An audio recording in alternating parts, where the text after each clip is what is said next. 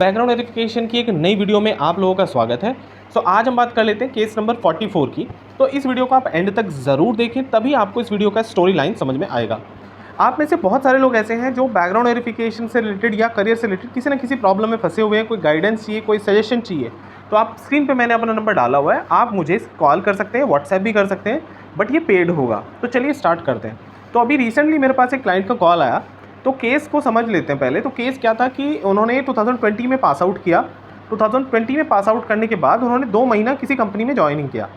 उनको work culture पसंद नहीं आया या कुछ और इशू था, कोई पर्सनल रीज़न था, बट उन्होंने वो कंपनी 2 महीने बाद एब्सकॉन्ड कर दिया, यानी कि विदाउट रेजिग्नेशन वो कंपनी उन्होंने छोड़ दिया। अब उसके बाद उन्होंने एक कंपनी ज्वाइन कर ली जो एक MNC कंपनी है। 2 to 3 ईयर उन्होंने वहाँ पे स्पेंड किया टाइम।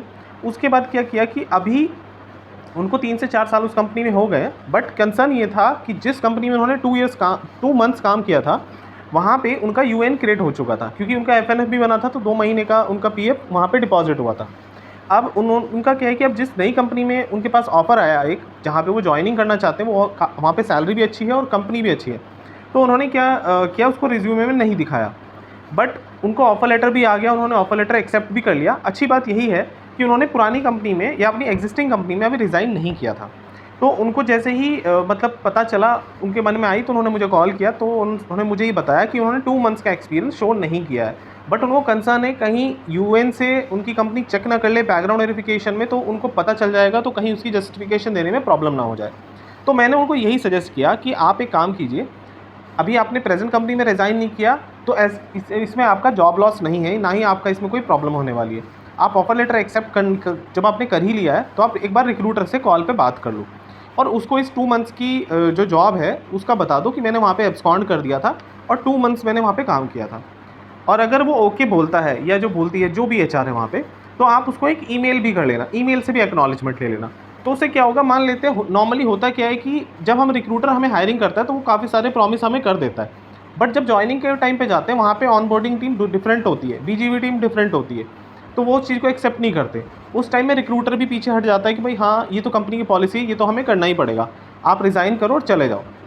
यही केस होता है नॉर्मली कंपनीज़ में। बट उन्होंने क्या किया, उन्होंने रिक्रूटर को कॉल किया, रिक्रूटर से बात की और रिक्रूटर ने एग्री भी कर लिया कि हाँ, कोई प्रॉब्लम नहीं है 2 मंथ्स का।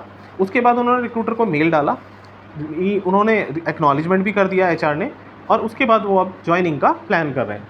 तो कंक्लूजन यही आता है इस वीडियो से या इस केस से कि अगर आपका कोई भी शॉर्ट टर्म एक्सपीरियंस है, चाहे वो 10 दिन का हो, चाहे 1 महीने का हो या 2 मंथ्स का हो, तो एटलीस्ट आप किसी भी कंपनी में ज्वाइनिंग करने से पहले, प्रेजेंट कंपनी में रिज़ाइन करने से पहले, अनटिल अनलेस आप नॉट वर्किंग नहीं है, तो सामने वाली कंपनी को, रिक्रूटर को बता दो।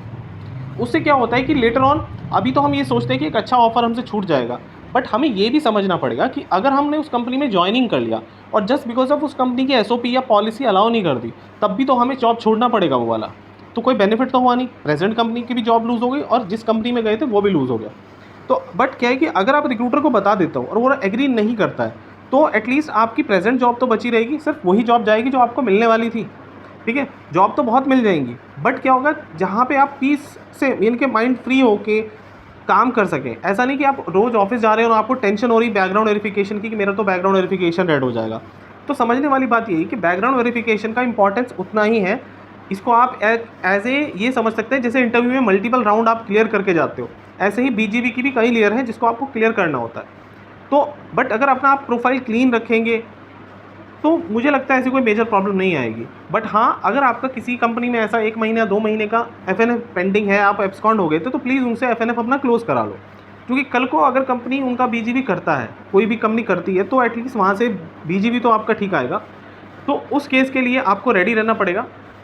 और UN में भी मैं सभी को सजेस्ट करता हूँ कि अपनी प्रोफाइल हिस्ट्री चेक कर लो, कहीं पे ड्यूअल एम्प्लॉयमेंट का ओवरलैपिंग तो नहीं है 10-12 दिन का। अगर है तो UN में मेल करके उसको भी जस्टिफाई कर लो या उसको भी करेक्ट कर लो।